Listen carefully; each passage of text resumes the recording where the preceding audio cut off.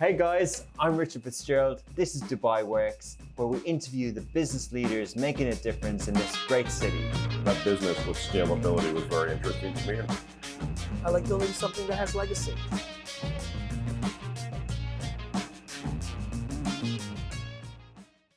Welcome to another episode of Dubai Works Business Podcast.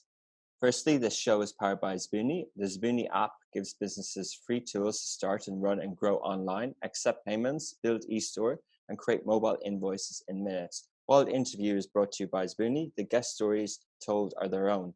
This week, we have another conversation around cybersecurity and a global, well-established company.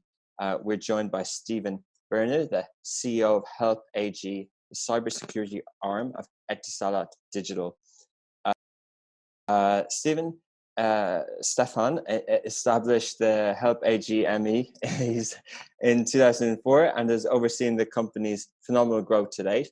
Today is helping Help AG to further increase the organization's investment and business activity and partnerships across the MENA region.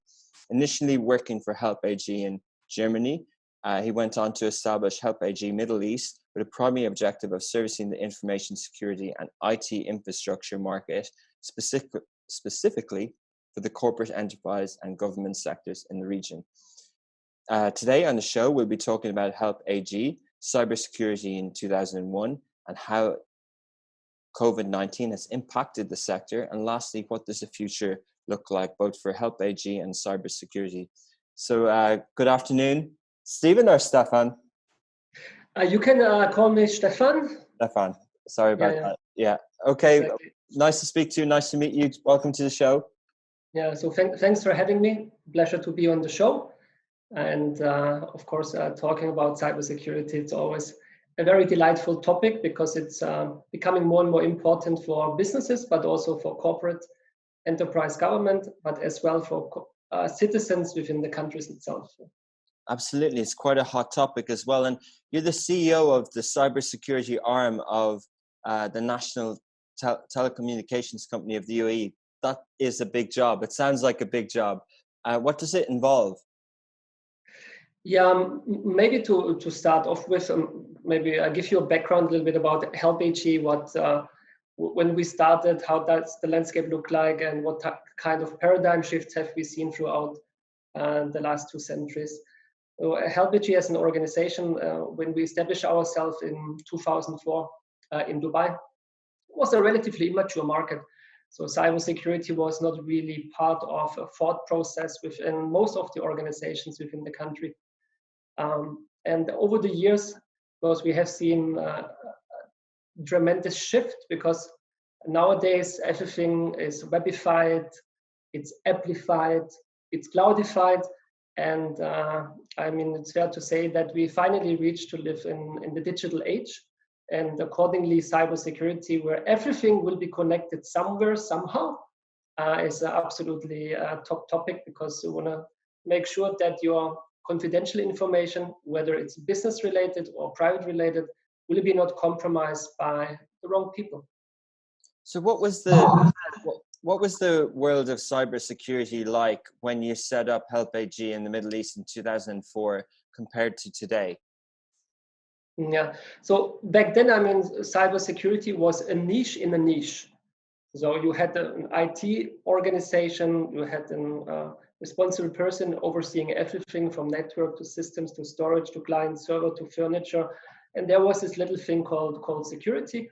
And it was considered more a burden than anything else, because yes, organizations were deciding, because of compliance reasons, eventually to buy a firewall product which they're going to plug in, but it never really have been configured in a way to supporting the business. And where it used to be a nice to have, it became a must have, and nowadays it's one of the most important topics within each and every board meeting within the largest organizations around the world. Why? Because cybersecurity, if you're going to look, especially in the region where we used to say oil is a very important asset, a resource to the region, nowadays we say data became the new oil, because whatever you can do with with it is extremely powerful, and accordingly, of course, it needs to be looked after. It needs to be utilized in a way which is going to provide benefits to governments, to organizations, throughout the entire ecosystem. Interesting. So, yeah, people refer to this economist's front page when the headline that you quoted came from that, and we'll touch on data in a bit more detail. But from interested in the kind of requirement and how people realized it was more important. You mentioned that it became from a nice to have to a must have, and people will identify and resonate with the words you mentioned, like compliance. So it's almost like it almost was a tick box in the past. Are we doing that thing over there? Do we have a provider for it?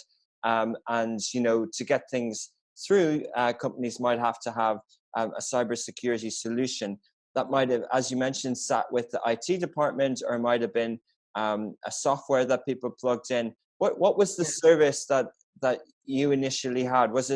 Did you work with IT teams, or did you work with the wider organization as well? And how did you help companies at the time? Yeah, so let's describe it from both ways. So when we started, it was Mr. Grische and myself. We were the founders of the organization. And then as a two-man army, we were trying to convince the market that there is something called cybersecurity, which need to be taken much, much more serious. And as we went along the line, we have seen typically that where organizations were buying a point product, 5 years later, they were acquiring a solution, means integrating different kind of products. And then that solution need to be managed, which nowadays we talk about a managed security service, where we as Help AG take care of the entire cybersecurity requirements of financial institutions, for instance, within the UAE or in Saudi Arabia. And as we started to be two people focusing on basic things, and it became more and more sophisticated, today we have about 230 cybersecurity specialists only in the UAE, looking after those organizations and helping them to increase their security posture. And then I think the other interesting aspect, of course, that if you on one hand have a local market, like talking about regulations and requirements and standards, 10-15 years ago, the only standard which was available within the UAE or even in Saudi Arabia and other countries in the region was an ISO standard called ISO 27001, which describes the information security management system. And based on this, organization were requested to look after policy, procedures, and processes.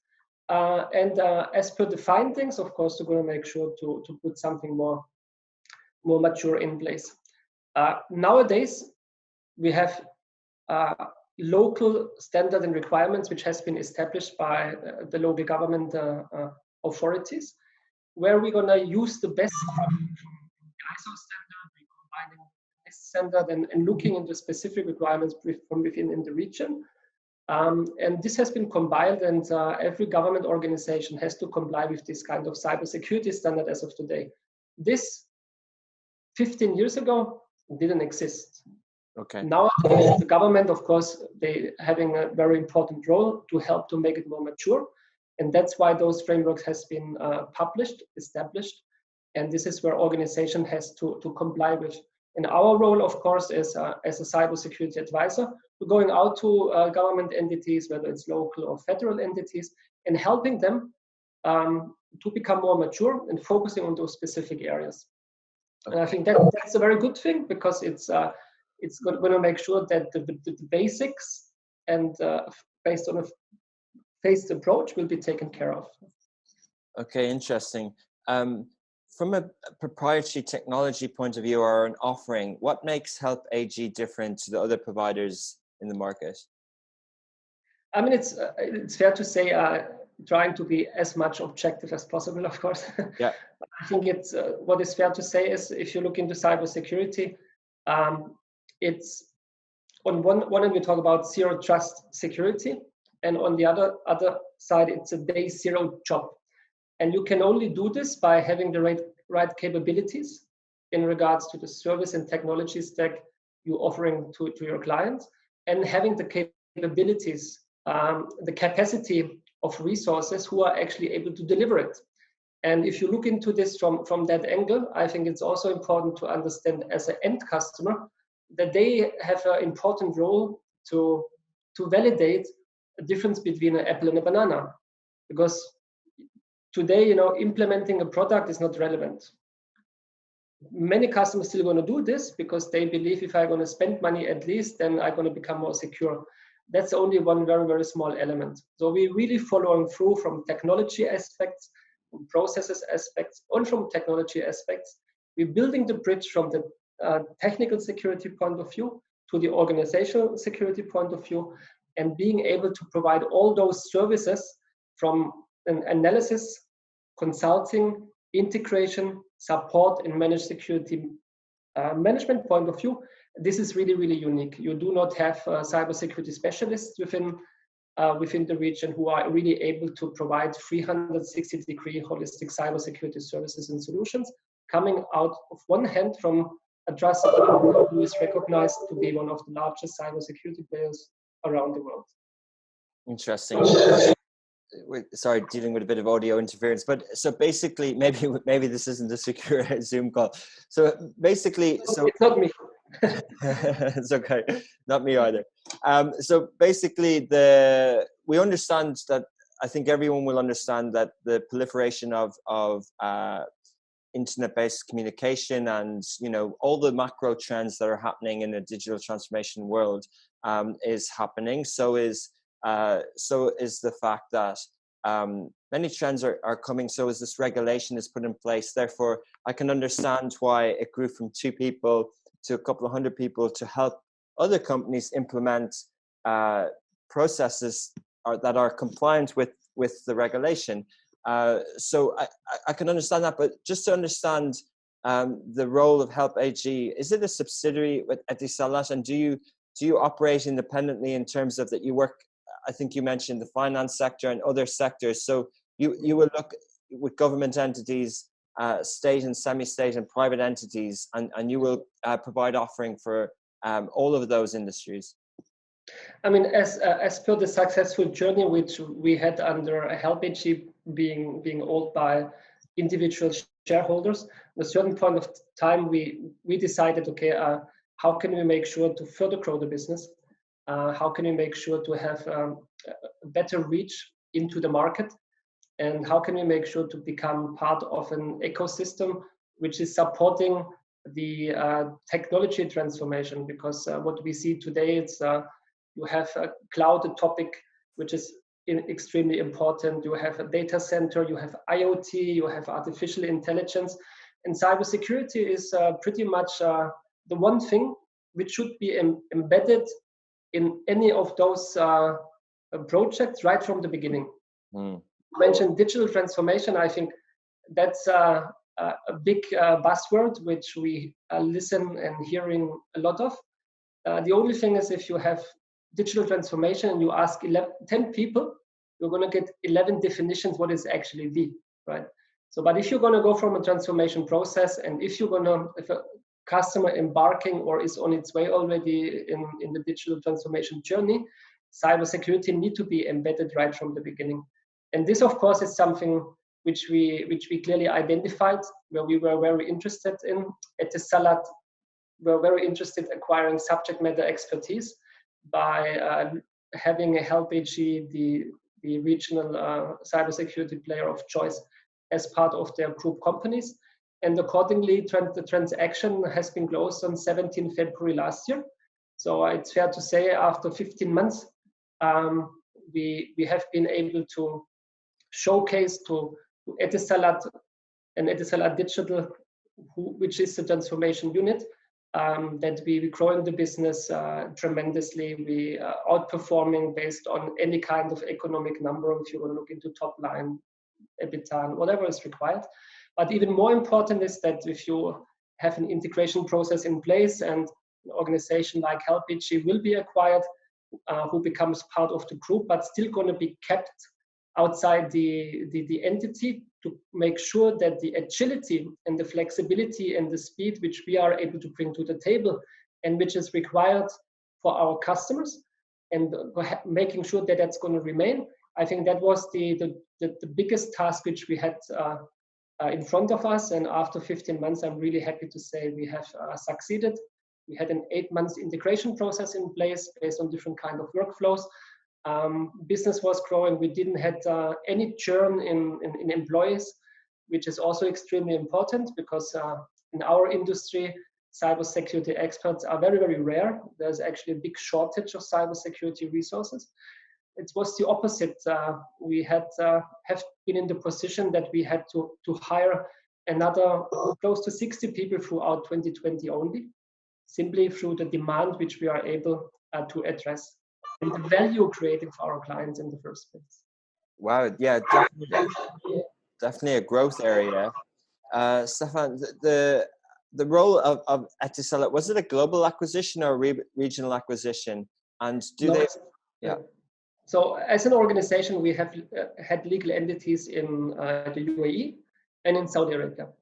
And of course, that's another good point, you mentioning it, because I mean, Etisalat today is present in 16 countries. So based on a land and expand strategy, as we speak, we're opening already our Egypt establishment. We're looking to expand into other markets within the coming years. Because it simply makes sense. Cybersecurity is a universal thing. It's required north, east, south, west. And being part of Etisalat and having this exposure into other international markets will definitely make sure that you see HelpAG growing very much internationally within the coming years. So it's a joint venture or it's a regional merger? No, the acquisition was 100% of the HelpAG shares has been acquired by Etisalat. In this region? Yes. Okay, understood. Yeah, it's just good for people to understand how major companies are approaching cybersecurity. And of your team, do you service the telco industry and Etisalat as well as your other clients separately then as well? So our mandate is very much serving large enterprise and government entities plus ministries within the Middle East, North Africa as a region. So yes, of course, we can always provide added value to Etisalat, who potentially is a sell to customer for us, but this is not our focus. Our focus is the end customers. Yeah, exactly. Understood. You mentioned something quite interesting there, especially about the requiring new staff. What type of skills are you looking for, and where do you find people, cybersecurity professionals? What have they studied, and can you give a bit of a background into how skilled these people are? Yeah. So the good thing is, I think coming back to that point, being in the cybersecurity industry today and definitely the next 10 to 20 years, most probably, is the right place to be. Simply because today it depends on what analyst firm you're looking at. We have a shortage of 3.5 million cybersecurity experts worldwide. Wow. And if you do your basic thing right, you're going to get a job wherever you want nowadays, which is good. That also means for us, of course, one major point is about taking care of our team. So talent acquisition and even more talent retention, it's always on the top scale of our business. That used to be already the last 15 years, but nowadays it's even more the case. And how you're going to find an employee? Yes, you have nowadays, thankfully, certain kind of academic environments who having a cybersecurity curriculum in place. So we're working actively with universities within the UAE to identify the right talent, right from someone graduating, and we are offering them joining into the team. But at the same time, I think it's also something which is very important to understand that a certificate itself or a diploma, it's not the most important thing to hold in your hand. So one thing which is important for us is having also cybersecurity practitioners who are actually knowing and having the hands-on experience what they are able to deliver as a project, as a service to our customers. And the most important thing on top of that, it's attitude. So people need to understand that this is something they need to be on their toes. And accordingly, I'm very happy also to be on that show, because a few years ago we were saying, okay, we have to identify the millennials. Nowadays, it's all about focusing and finding the Generation C, because this is the workforce of tomorrow, which will actually make a difference. And this is what we also want to make sure to introduce into the company as we're going to move forward. Because even though I'm not going to look like I'm almost 50 years old, right? So I'm more on the pioneer side, and let's say from the strategic point of view, I do understand very well what the company needs to move to. But we need to have a different mindset, and we need to have a different thought process about the millennials and the Generation C joining the organization to actually understand what our customers require in the coming years too. Interesting.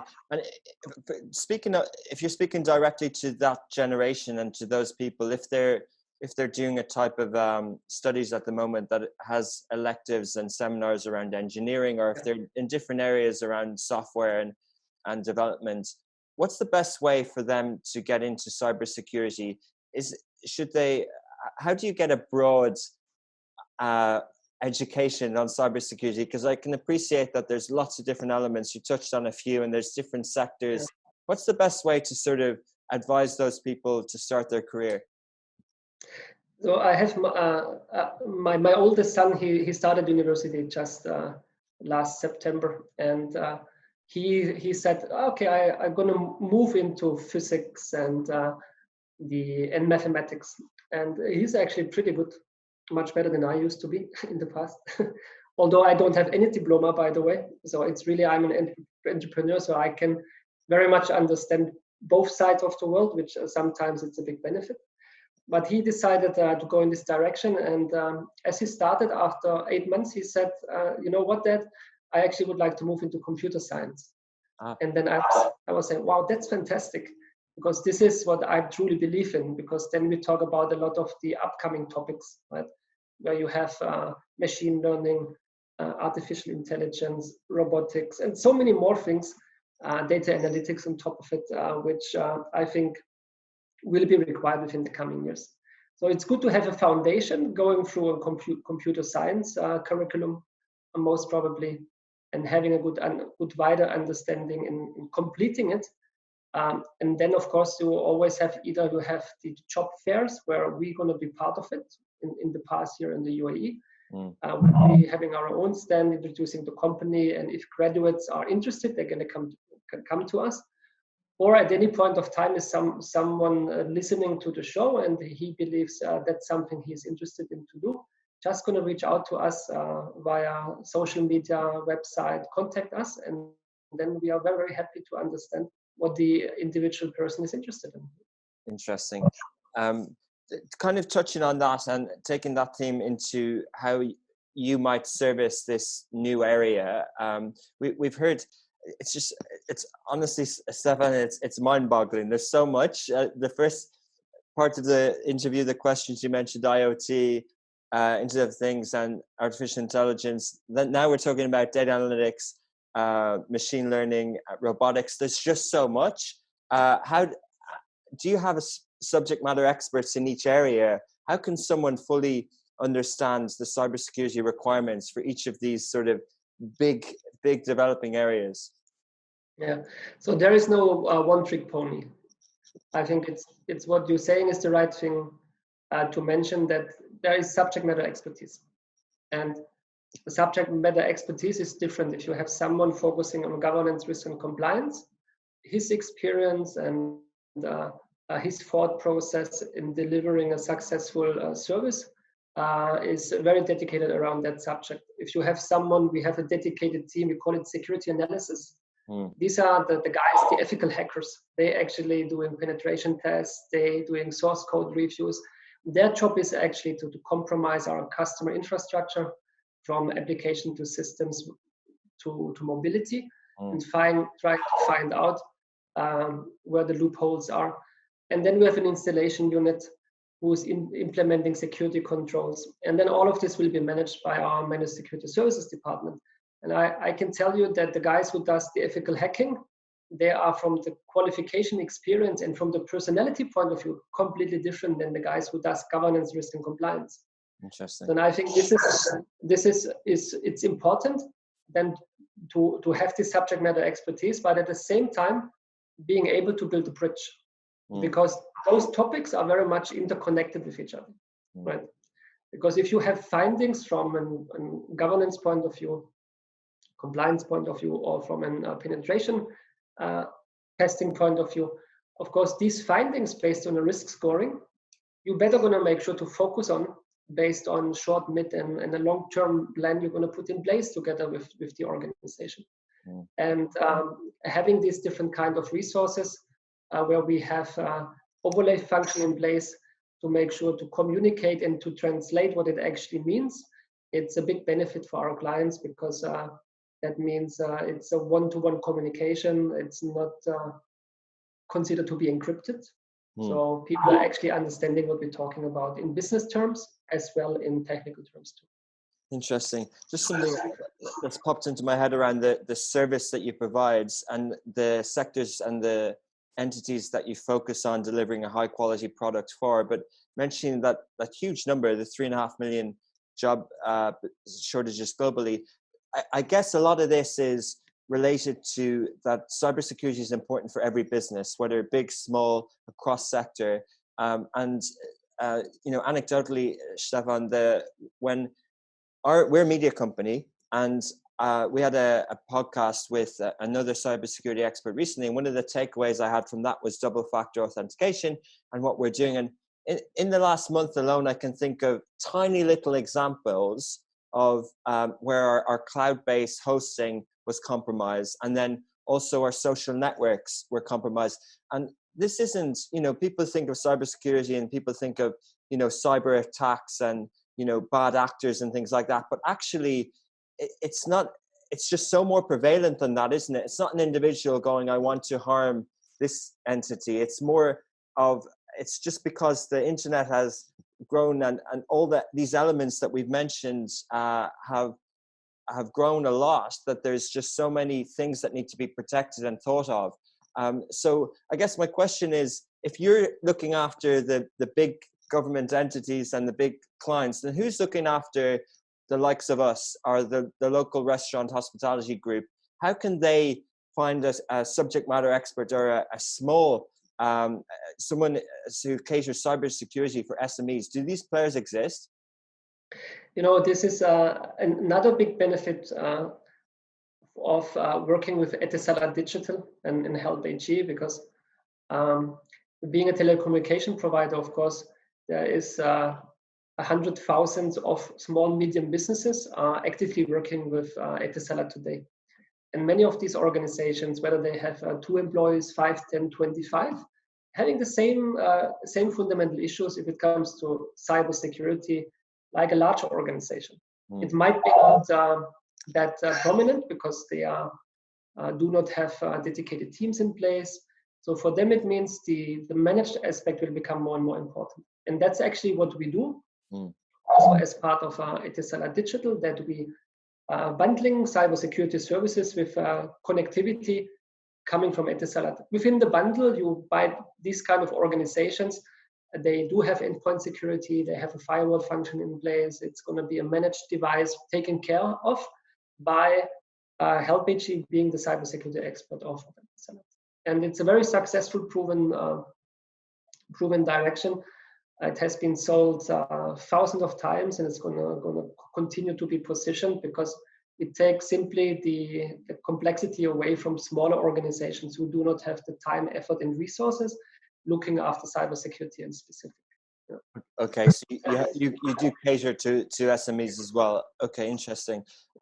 Maybe let me just mention one more thing, talking about individuals, right? Because we all of us do have, as a consumer, as a private person, have our own online presence, whether it be on a social network, be it on e-banking, having a healthcare application nowadays of the mobile phone, and so on and so on. Of course, even you and I, as an individual, do have a responsibility, and it really starts very, very simple with your passwords. Do you really running unique passwords for each and every unique service you are utilizing? And unfortunately, it's not the case, right? If I talk to my family, to friends going out, they might going to run 5 to 10 different kind of internet-based applications, and they're utilizing the same password for all the applications. And then you ask them, okay, so what kind of password are you going to use? Sometimes that's why I'm having a lot of gray hair, because they are so simple to be cracked. And this is all about awareness. And today, you should have a password longer than 13 characters. Anything else is considered to be insecure. Okay. Wow. So, and the excuse is always, it's too difficult to remember all of those, right? But the moment then you're going to be compromised, and maybe your data, pictures, your credit card information, whatever it's might going to be, being available somewhere where it doesn't belong to, you don't want that to see, especially as we just started to move into the digital age. Because I think you also highlighted the topic of IoT, which is a very big topic within corporates and governments, but it's also a huge topic for anyone who's moving into a new villa, a new apartment, because in the future, everything will be connected somewhere. Whether it's your intelligent fridge, your coffee machine, your building management system, your CCTV, and all these kinds of things. And that's another big driver, also depend to whom you're listening to. Talk about 40 billion devices connecting somewhere. And all those sensors need to be secured, right? And are we there yet? No. It's a long way to go. Hence, the requirements from a safety security point of view across every aspect within our human life will increase significantly in the coming years. It's a huge space. I mentioned daunting earlier, but I think a lot of this is the industry moves so fast. These things move so fast. We talk about passwords, and now the facial recognition is becoming stronger and more prevalent, not just on sort of iOS devices. And then often when we talk about cybersecurity, whether it's on the personal level, it's to do with privacy. And then people have different risk appetites and have different appetites for sharing their personal data. And it's a huge topic. It's a huge topic with the tech giants. It's a huge topic. You mentioned IoT. There's so much to be talked about privacy in the home, whether it's a doorbell that can recognize or things like that, or often there's just so many things to think about. And I guess the question is, what do you think that people need to sort of understand more around what's available and the perceived risk? I think do you have a kind of, you mentioned the 13 character, but do you have what is the one thing, whether it's personal information, what are the things that we really shouldn't reveal that can be a threat, and what are the things that it doesn't really matter if our name is out there, sort of thing? And how can we protect ourselves as all these devices get connected? Yeah. It's all around your identity, right? Whether you're going to be a private or a business user, that's something you shouldn't reveal to anyone who is asking for it, right? I think it's also, the thing is, sometimes, especially over the last few years, of course, everybody becomes much more aware due to the internet, to the news, which will be highlighted, another breach here, another breach there. And that's going to continue. It's not going to stop. I think people need to understand two things. First one is that the cybersecurity culture, it's one of the most important aspects which enterprise and organizations and the government need to establish, because it used to be not that far away. Exactly. The situation where an organization, when an employee were reporting a security incident, has been penalized, right? And that's the wrong thing to do. Why? Because I think we need to move into establishing a cybersecurity culture where we actually reward people who are responding cybersecurity incidents, because they're meant to happen. It's not going to change. Organizations, private person, everyone shouldn't be aware of being breached or compromised in the future. Most of us either already have been breached or will be breached in the future. The more important question is how to respond to it. And if you have an breach within an organization, of course, you're better going to make sure that you focus on bringing up your services, the availability of the service. You have a business impact, you have a reputational impact. All these kind of things can be mitigated by having a very, very strong incident response methodology in place. And this is what we're pretty much focusing on.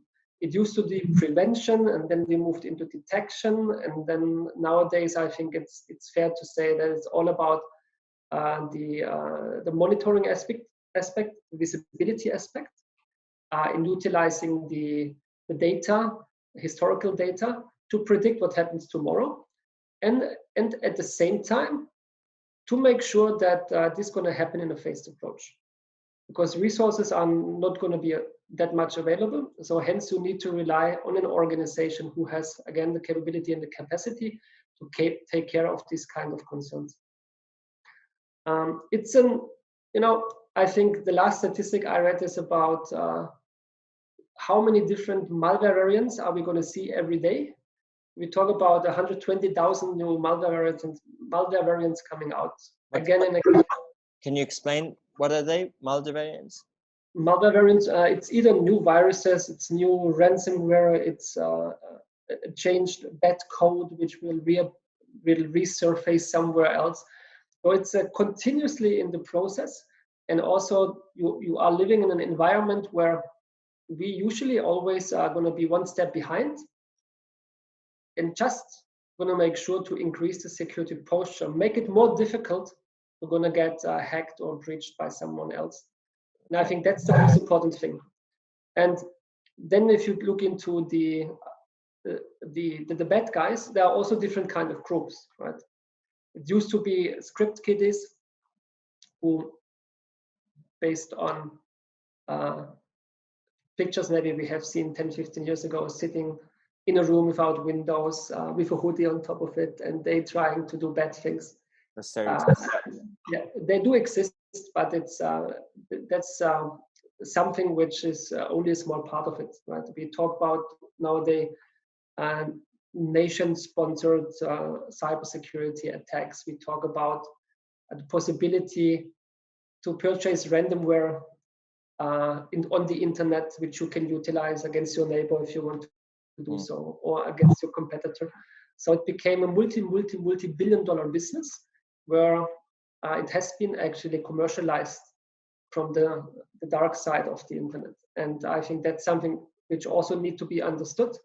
And our main responsibility is simply going to make sure to maintain and continuously improve the security posture and the security layers and the security within organizations moving forward. Yeah, it's interesting you from that respect when we talk about the dark web, and then we can talk about deep fakes and the threats that are out there and the protection that's been put in place, but also recognizing that a globally connected world is good for progress, is good for economic prosperity of nations as well. So it's about finding that balance, I guess. Yeah. Stephan, for the pandemic, I'm just interested to see your take on what's happened and how you would summarize how companies have dealt in the last 12 months, particularly with respect to the ideal of putting cybersecurity from the ground up in place in organizations. And when things have moved so fast, we're having a call on Zoom at the moment. And I know 12 months ago that if someone had this link, they could have jumped onto this chat. But now we have the admit button, and that's new. And that's something I didn't put in place. It's something that the provider recognized. So do you see a lot of that as well, that like the providers are also upping their game on cybersecurity, and that ultimately the whole ecosystem of our businesses are notching up a level. Is that what you've experienced in the last 12 months? So the IT, let's call it IT security, which we were talking about 5 to 10 years ago, used to be seen as a hindrance. It wasn't contributing to the business. And slow things down as well. These were always considered to be the guys who make things complicated, which are not going to allow fast go-to-market, and so on and so on. And I think what many organizations around the globe, including ourselves, were contributing to is making the organizations understand that cybersecurity is a business enabler. And what you just mentioned by adding a feature or functionality to a chatting application or to the Zoom application, that's the logical consequence out of it, right? People also need to understand that whatever happens is, or many things what happening is for the greater better good. It's not like, I mean, seeing that the whole world, because of COVID-19 global pandemic, moves to working from home. This was something, especially in that part of the world, you would have asked anyone end of 2019, beginning of 2020, that all of a sudden everyone is working from home. People would have laughed at you, right? But it happened because there was no other way. It needed to be done. And we were exactly in the same situation in Help AG or Etisalat as an organization who had to do this. And we did it very successfully in a very smooth way. And that's what's happened to many organizations. Yes, we do agree that if you have to do it in a very short time frame, then some of the basics you eventually haven't taken care of. And this is where the moment the service is up and running, you have to go back, you have to cross-check, you have to do your assessment, you need to see if all the features, the functions, the configuration has been applied from a security point of view. And this will then going to make sure that the new service allowing you accessing application from home, whether it's the government, whether it's a financial institution, whether it's anything related to e-learning or telemedicine, right? All of a sudden, we have seen a huge success, people adapting it, and countries, government adapting it so much faster. So is it going to be something which we're going to go back to? If you ask me personally, no, we're going to continue to see a working from home schema. We're going to make sure that whatever under the big concept of professional mobility will be done in the most secure way possible. But then at the same time, I also would like to see maybe out of 5 days a week to have 1 or 2 days going back to the office from a social point of view, because that's at the end also something which you cannot quantify, but it's extremely important, I think, especially for the current generation, to still gonna have the human touch combined with a human-centric cybersecurity approach. Interesting. It's interesting how the narrative evolves in terms of the work from home versus the ability to use lots to communicate and to it's as you mentioned, it's fascinating where we are now versus where we thought we would ever be in this sort of environment, and who knows how things will change. But yeah, it's good to get your perspective on that. On sort of what are the types of questions you would advise companies to ask when they're looking for vendors or providers? You know, there's so much, I don't want to say myths, but there's so many things out there about whether things are private or not. How can someone know what's encrypted, what isn't, and you know what's important? You know, what's important in identity versus being retargeted for advertising, which I guess isn't a major threat. It's just a cost of free services. But what are the sort of questions that companies can ask when they're looking for? And if we're talking, I know there's lots of areas, but if we're talking about internal SaaS procurement for businesses, what are the sort of things that people can ask? I think, you know, it's like if you look today, organizations, businesses will continue to have different kind of requirements, right?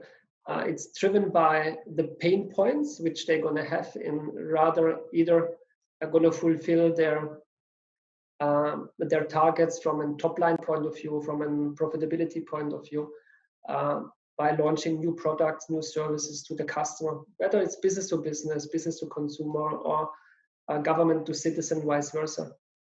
And I think if you're going to look into the whole scenario, an end customer today, what's the responsibility from their end to decide with whom they're gonna work with if they have a strategic initiative? It's simply following by, as per my understanding, it's technical aspects, it's organizational aspects, and definitely also commercial aspects, right?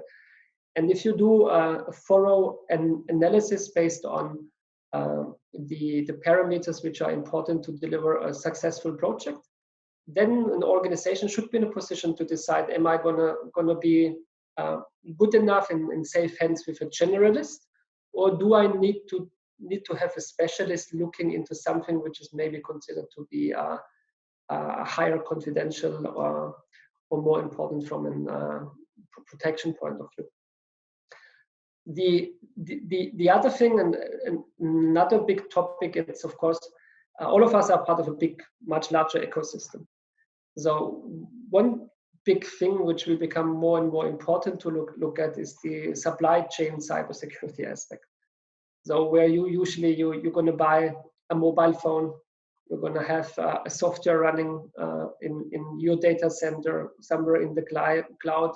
So how can you make sure that whatever you're going to supply as a application, as a system, as a hardware, as a license, is actually secure? Which it's a very, very big problem, because at the moment it doesn't really exist. And this is where we talk about the trust aspect, where supplier of software applications, of network, actually need to kind of come up with a concept where they're gonna make sure that whatever they're gonna provide to the end customers has been done in a secure way without having a backdoor implemented. Right? There's a lot of controversial discussions, and you see a lot of end customers from a technology point of view, but also from a procurement point of view, starting to address that specific field, which will be the next big wave, where at the end, everyone who is sitting in the boat are going to be interconnected. I would even say handcuffed to each other, because it will become a shared responsibility end to end from a cybersecurity. Yeah, and also I guess there's levels of security, isn't there? You know, from in internet infrastructure, there's the HTTP, there's HTTPS, and then there's different layers, and it's about education and knowledge and knowing what levels of security is available. I think interesting to get your views on sort of reputations of companies in terms of whether they're providing secure services or not. You know, when there's a data breach, do you think and we don't need to mention examples, but do you think that sometimes the breach isn't necessarily by negligence, it's just a result of the pace of change? And you know, what's your, when you see big stories break about breaches, what's your sort of view on that? Is it case by case situation, or do you think that providers need to be doing more? Also there, you know, I think we should have a very mature approach. I think that someone is going to get breached, that's not a question anymore. It's going to happen. If you're going to be breached, you need to be very transparent. You know, we have even large cybersecurity technology companies have been breached multiple times over the last 5 years. You know, quarter after quarter, you see a cybersecurity company who has all the know-how, who has all the ingredients and the resources working for them. Their DNA is entirely on cybersecurity, and even those organizations, unfortunately, have been breached. And I think where you then going to distinguish is how these organizations are actually communicating it. And communication is extremely important, because if this is happening, be as transparent as possible and announce it to your customers, announce it to your business partners, make it publicly available, and do not try to put it under the carpet or behind the curtain. It's not going to help. And organizations, and we had a recent one, an organization which has been breached, listed on the Nasdaq, on a stock exchange, when they got breached, their share price lost a certain value. Yeah. But the way how they actually mitigated it by proactively communicating, the share price almost doubled, right? Interesting. Yeah. And this is the trust factor which they're going to give back to the ecosystem, which we are going to be part of it. Because yes, it will happen. No worries. We will respond to it, and we're going to make sure to mitigate whatever is required, whether from a reputational point of view, nor from a business impact point of view. So interesting. Yeah. Yeah, exactly. As you're saying, putting that process in place, and one of them is effective communications and being agile, because this stuff is just going to continue. Absolutely. I have two final questions. Not sure what order to go in, but if we just finish with the regional and your outlook, and firstly just talk about sort of budget and planning, and how you think, rather than not necessarily how you think companies should, but what trends do you see in terms of where the budget and investment goes in businesses? Are they seeing this? You mentioned people are discussing it at a board level. Is it from an IT department? If I'm a company and I'm hiring a head of cybersecurity, where do I put that? Is this a new function? Is it a new role? How do finance and accountants and forecasters start creating this line item and this pot of money that people can put towards their cybersecurity efforts? Yeah. So the question is, okay, what should they focus on? So if you have a cyber information security officer who is taking care of the cybersecurity aspects, there are different kind of pillars which he definitely going to look at. It has to be governance, risk and compliance. So that's something where he's going to make sure that the framework which already has been hopefully applied will be stringently followed and maintained and improved as they go. And then you have, of course, other technology elements which definitely we see happening in the market. So the two major ones I would say is on one hand, organizations shifting to next generation platforms. So next generation platform means, whereas today, let's say a retail company is running 25, 35 different security controls, whether it's hardware, software, virtual, on-prem or in the cloud. It needs to be consolidated into a next generation platform, simply from a manageability point of view, because we will not have the manpower, the intellectual understanding in running a large infrastructure without having enough resources at hand. The second one is by doing this, organization will shift into identify managed security services provider who will take care from an MDR approach, that's detection response approach, doing 24/7 security monitoring and incident response services, 7 days a week, whether it's public holiday, in the morning, in the evening, throughout the year. And usually there you're going to build use cases who have risk profile. And whenever there is an incident happening, of course, the provider of choice will make sure that the impact will be minimized. And this, both of them are actually going hand in hand, and will be combined from an automation point of view, because the whole industry is very clear that whatever we see at the moment cannot be mastered with pure manpower to throw at. It needs to be automated. And automation orchestration, again, will feed directly into the response aspect, as discussed before. And this will make sure that the security posture, by choosing the right partner, eventually, a company like HelpAG will increase. And the spending for the service itself will be very much predictable, because that's the next big issue, right? Organizations who used to believe, yeah, we are good. The moment they're going to get breached, they want to fix everything now. And it's not going to work like that. It has to be a phased approach. You have to have different kind of initiatives to increase the security posture over time.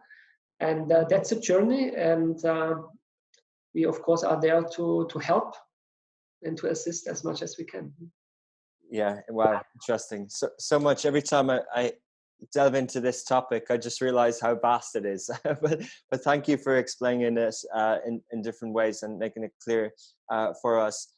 Stephan, finally, I want to just talk about how optimistic or what your outlook is for the Middle East as an emerging market. Personally for the business, in terms of the partnerships, and you mentioned countries that you might look at, but also in specific to the industry. We've seen what will it take for this region in your sector to be seen as global thought leaders? We've seen huge, every day there's new plans being put in place from this emirate, from the Dubai emirate and the government in terms of blockchain, the future plans. We've seen very exciting announcements come out of Abu Dhabi in terms of quantum computing. What do you think?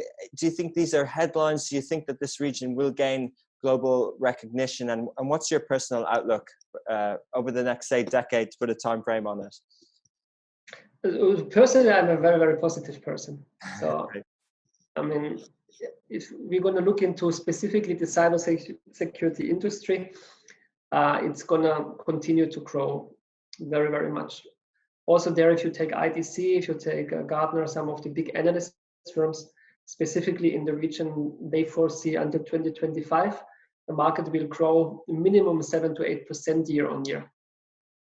That's a big number if you can expect that maybe the whole economy will grow between 1 to 3% moving forward.